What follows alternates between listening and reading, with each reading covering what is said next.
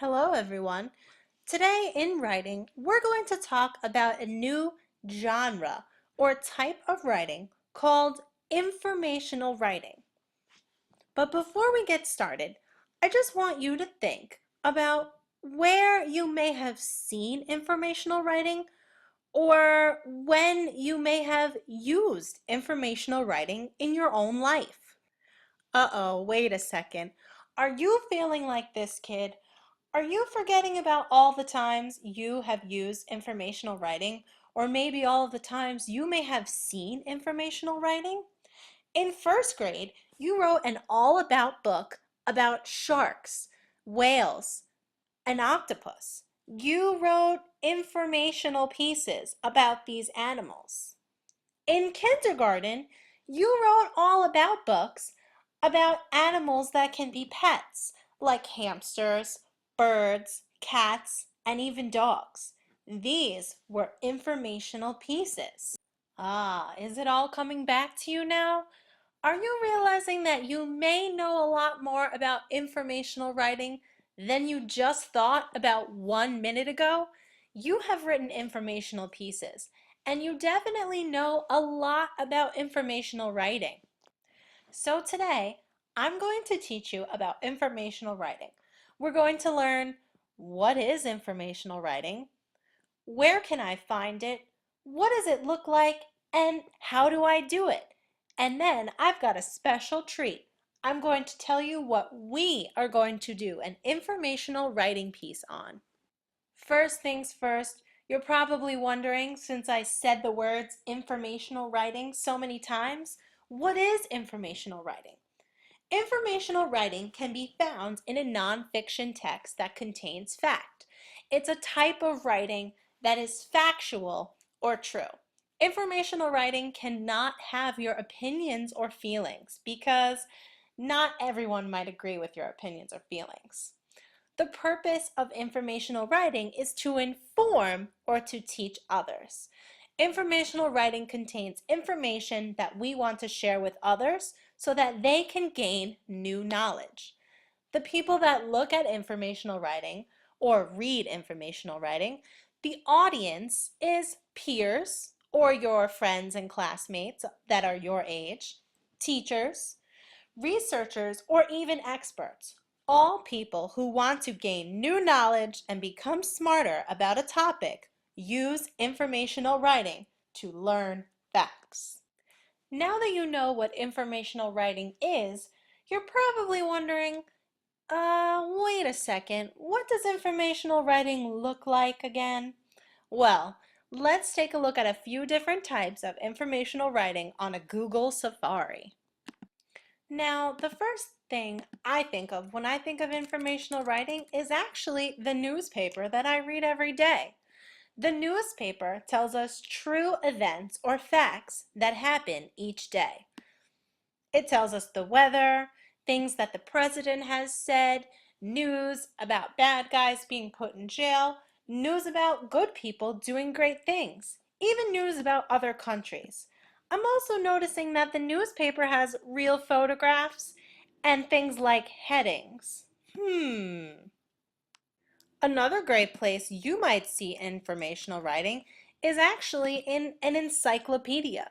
Encyclopedia is really just a book of facts. And writers in an encyclopedia cannot include their opinion. They can't say that a bat is the coolest animal because not everyone agrees. Everyone who writes for an encyclopedia has to teach facts. Encyclopedias contain facts about animals, about weather, about plants, and about many things in science and social studies. But the one place you've probably seen the most examples of informational writing is probably right here in a nonfiction book. If I Google nonfiction book, a lot of books come up, such as books about animals, like turtles, or even a book about hurricanes. Books about mummies, about tornadoes. There are even nonfiction books about how to write a book. Whew, thanks to that Google Safari, we kind of know where we can find informational writing. We can find informational writing inside of a nonfiction book or text. Just to remind you, we've learned a lot about nonfiction features that can help you find informational writing. Nonfiction features include headings. A heading tells the reader what the section of the book is about. This book has a section on how lions rule.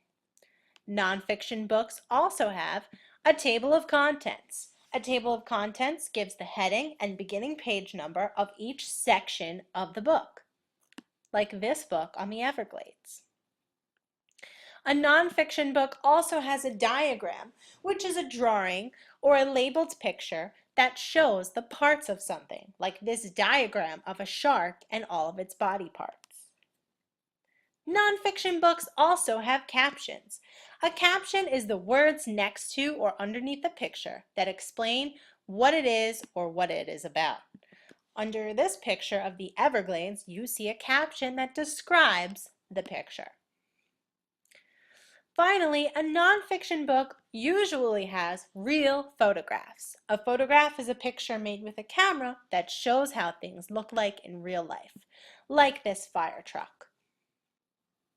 So we've talked about where we can find informational writing in a nonfiction book. We've talked about the purpose for writing informational pieces to teach facts. And we've talked about the audience that uses informational writing to gain new knowledge or to learn facts. But you're also probably wondering, how in the world am I going to write an informational piece? How am I going to teach others facts? You need 4 important things: an introduction, facts, details, and a conclusion.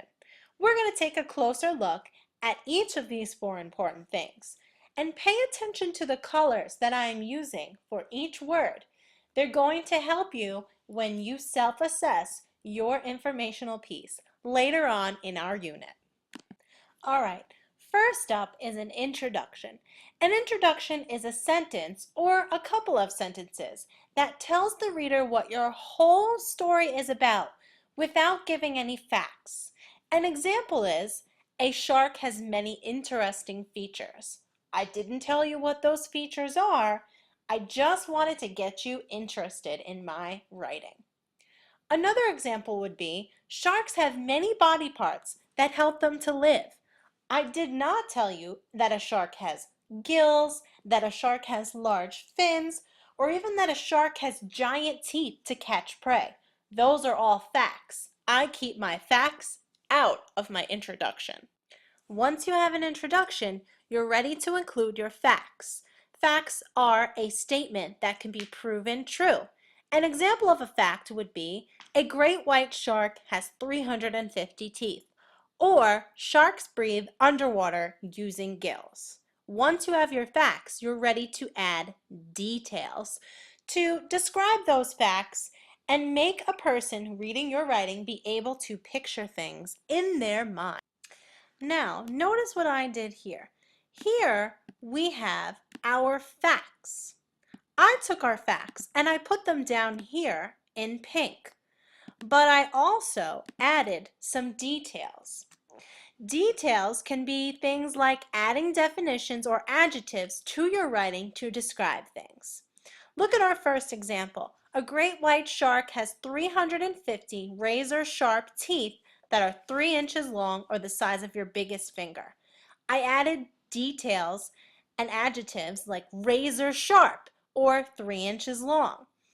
At the bottom, I wrote about sharks breathe underwater using gills. I gave a definition of gills, and I said, which are special organs that can remove air or oxygen from the water. Once you've got your facts and your details, you need to wrap it up with a conclusion. A conclusion reminds your reader what your writing was about without including facts. An example of a conclusion would be, I hope you enjoyed learning all about sharks and their lives in the ocean.